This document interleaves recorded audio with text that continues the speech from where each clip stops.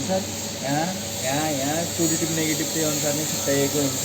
त्यसरी नै कनेक्सन यहाँ गर्दै गर्दै गएर यसलाई चाहिँ बढाउने गर्छ। अब यहाँ हाम्रो BMS चाहिँ कहाँ हुन्छ, त्यसपछि कुलिङ सिस्टमहरू कसरी काम गर्छ भन्ने कुरा चाहिँ सायद सरले पुरै एउटा युनिटै हुन्छ है यसको लागि। यो अगाडि देख्नुहुन्छ नि यो सबै कन्ट्रोल चाहिँ यसले गर्छ।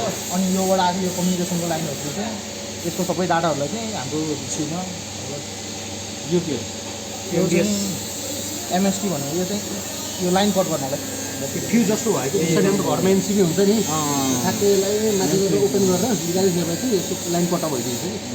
ब्याट्रीको टर्मिनल तपाईँले यही हेर्नु न ठ्याक्कै यो टर्मिनल आएर यसमा जोड्या यसरी आएर यसमा जोडेर लाइन चाहिँ बाहिर आउँदैन कि यो गयो भने यहाँबाट लाइन आउँछ। अनि कुलिङ चाहिँ यसमा चाहिँ त्यस्तो कुलिङ भन्ने चाहिँ हुँदैन, लिक्विड हाले हुन्छ नि त होइन, यसमा छैन। तात्ने हो नि त त्यसमा त्यही भएर चाहिँ बल्ल ब्याट्रीको काम गरिन्छ। त्यसले गर्दाखेरि सेफ्टीको हिसाबमा नै त्यो गरिन्छ। अनि अरू यता यता काम गर्नु पऱ्यो भने यो लाइनहरू एभ्री टर्मिनलको लागि त्यसमा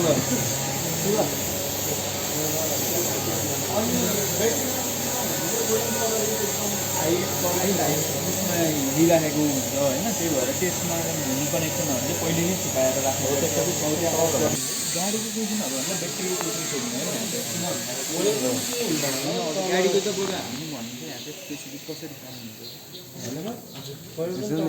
फोनाएर IN5 को मैले ब्याट्री झारेको सेम यही हो क्या। एउटा ब्याट्रीलाई कति पर्छ एउटा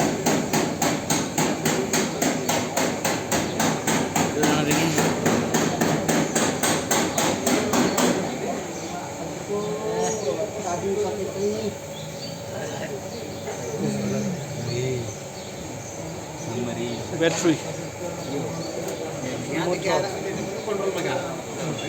अब यसले तपाईँको कन्ट्रोलरमा के भने यसमा चाहिँ कुलिङको क्यापेसिटी हुन्छ यसमा र मोटरमा हुन्छ, अरू ब्याट्रीमा हुँदैन होइन।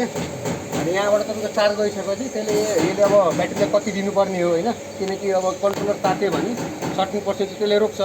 किनकि जहिले पनि हाम्रो 80% एभव गइसकेपछि स्लो चार्ज हुन्छ। तर हाम्रो एउटा के छ कि हाम्रो नेपालको ट्रेडिसनल के छ भने तपाईँलाई इनपुट दिँदाखेरि एसीमा लिन्छौँ होइन, ब्याट्रीले त एसी लिँदैन, डीसीमा लगेर चाहिँ ब्याट्री लिन्छ। अनि फेरि यसले डीसी दिन्छ अनि हाम्रो ब्याट्री मोटरमा कति जान्छ त्यति नै यसले फेरि आउटपुट दिन्छ। त्यही एसीको पानी छ एसीको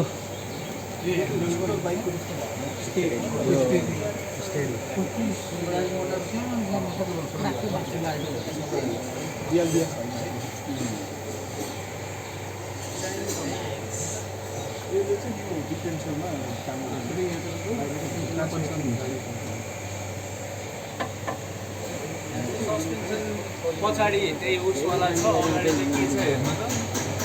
सस्पेन्सन अगाडि के छ